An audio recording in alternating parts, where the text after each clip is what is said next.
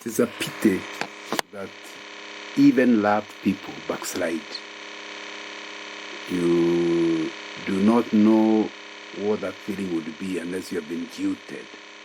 You love somebody, they pretend to love you for a while, only to discover later they have nothing to do with you. They have even become friends with somebody else and they're already married. Some of them actually surprise you with a wedding card. In the meanwhile, they have been treating you like you are still in love. They backslide from your love without telling you. Backsliding is a very, very bad thing. But what is to backslide? It is to slide backwards. You are facing forwards. Everyone can see you forwards. But says each day you are moving backwards. That's why we say you are sliding backwards. You are backsliding. But you are facing forwards. So people think you are still on the journey, but you are not. Still think that you are still relating well, but you are not. So here we are talking about people who say they are godly, say that they are worshippers of God, but the things they are doing in hiding, in secret, are things that do not honor God and do not glorify Him. So it's after some time you said, are you aware so-and-so has actually backslidden? And it can be quite shocking because some of them you hear from. I still remember being the chairman of the University Christian Union. Those days I was on one university. And a non-Christian coming to me, hey, your girls are really with us, where we go hanging out, we hang with them. And one of them is one of your CU leaders, Christian Union leaders. And of course you want to doubt that it is true. You defend your sister. But sometimes you get the evidence. Because backsliding normally is not done with the turning back and moving backwards. It's full looking forward, yet you are moving backwards. So you finally have to confront the sister and say, what has happened? She says, it's not a big deal. It's not a big deal. In other words, keeping wrong company against the scriptures, because the scriptures, they talking against that. Drinking, smoking, all those kind of things that are sanctioned by the Christian Union. They don't think it's a big issue. And so they are doing it, but they are still in worship. They are still leading worship. They are doing it, but they are still preaching. They are doing it, they are still giving testimonies. So they have actually backslidden. In other words, they want to imply they are okay. The whole thing is you want to reap where you have not sown. You are investing your time with the devil and pleasing him, but you still want to get help from God. The unfortunate thing for you is that God does not require reports. He knows your heart, not just your actions.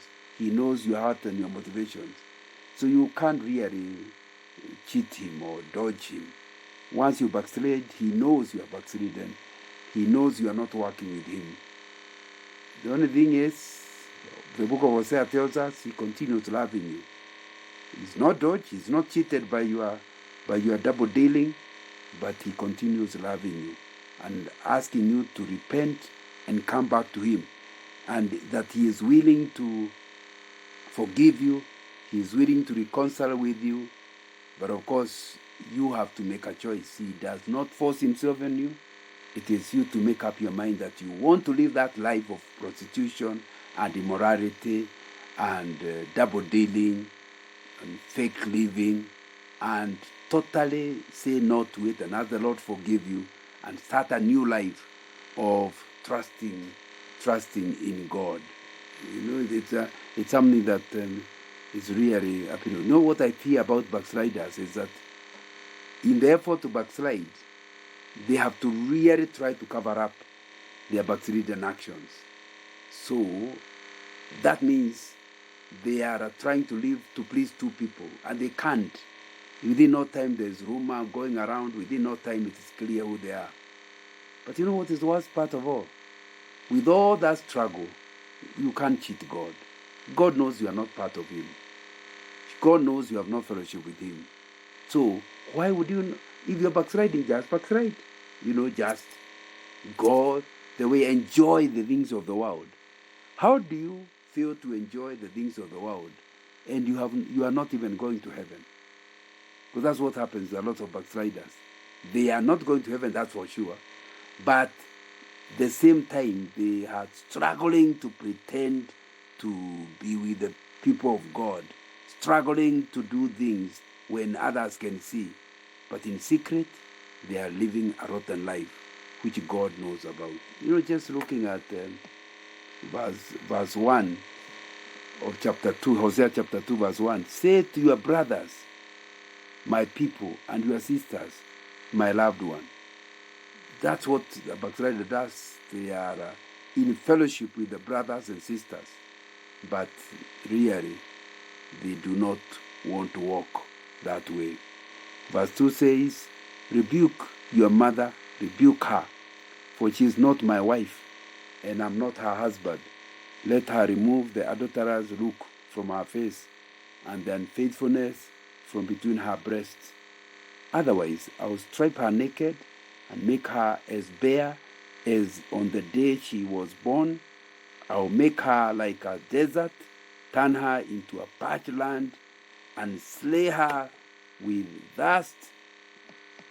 That's what will happen to the person thinking that they are quite okay. Verse 4 says, I will not show my love to her children because they are the children of adultery. Their mother has been unfaithful and has conceived them in disgrace. She said, I'll go after my lovers who give me my food and my water, my wool and my linen, my olive oil and my drink.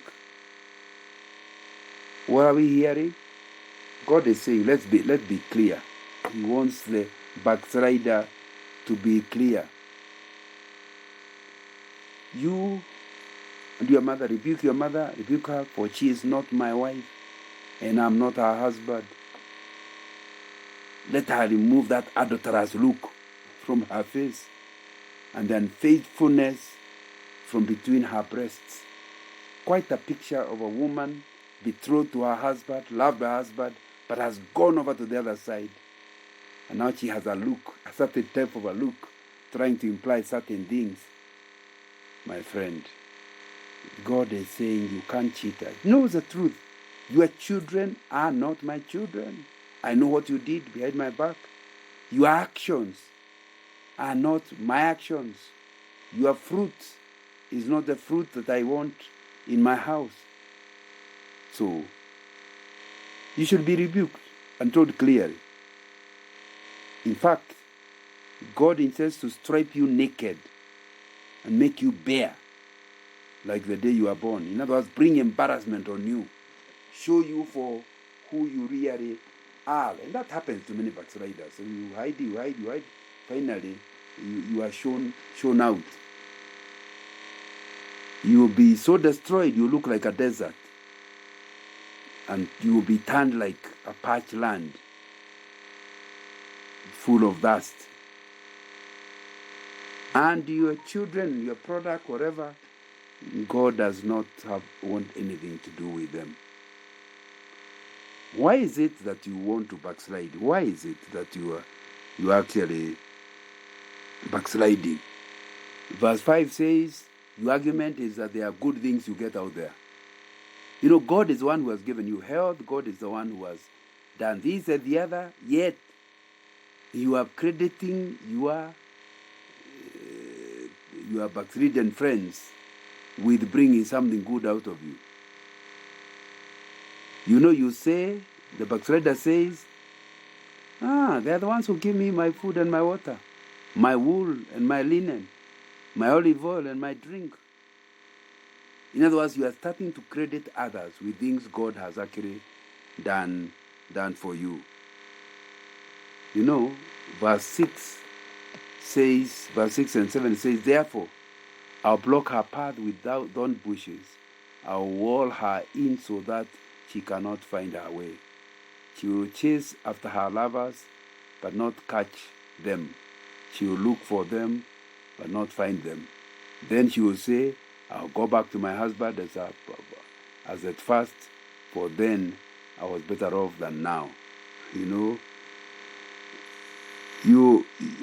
God can put it such that after leaving him, where you go, there are no benefits. Because you see the same God is still in charge of the earth, in charge of the non-Christian world.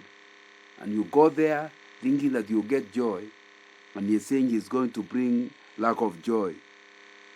And you will not enjoy what you are actually doing. So because he is saying, you have to come finally, wow, the truth is, I'm better off with God than with these things of the world. You go back to drinking, soon enough you have patched your car in an accident because of your drunken driving. Soon enough you have killed somebody on the road, or because you did not want the discipline of following the Lord and remaining sane, remaining sober, and keeping off from alcohol. But he will give you such trouble with your alcohol and whatever issues you are doing that you will wish you were back. Or you go there and you are becoming immoral, soon enough you have HIV/AIDS. That's what God will create things out there. In fact, one of the things that has really bothered me is that girls can be very immoral, non-Christians. But when a Christian girl tries to be immoral even once, they seem to get pregnant with the first trial. Somehow I think that's what he's saying. He's going to create havoc out there for you who was his, but has actually backslidden. Verse 8 says, she has not acknowledged that I was the one who gave her the grain, the new wine, and oil, who lavished on her the silver and gold, which they used for Baal. Can you imagine how terrible this is? God blesses you, gives you health, gives success, you get rich, then you start using the money that has come through his blessings to actually start, to start serving the devil. That's what he's saying. That I gave you all these things. Then you have used them to go and serve Baal, another god, an idol. Isn't that what a lot of us have done who are backslidden? If you look back, you can see how God has cared for you and what he has actually done. But in the process, what have you done? You have decided to serve the devil with the health, with the gifts, with the material possessions that you actually got as you served God. What a terrible thing that can be. Verse 9 says, therefore, I'll take away my grain when it ripens, and my new wine when it is ready. I'll take back my wool and my linen, intended to cover her naked body. So now I'll expose her lewdness before the eyes of her lovers. No one will take her out of my hands. I will stop all her celebrations, her yearly festivals, her new moons, her Sabbath days, all her appointed feasts. I will ruin her vines and her fig trees, which she said were her pay for her lovers. I will make them a thicket, and wild animals will devour them. I will punish her. Hey. That's God talking about this backslider. I will punish her for the days she burned incense for the Baals. She decked herself with rings and jewelry, and I went after her lover and went after her lovers, but me she forgot, declares the Lord. What is God saying?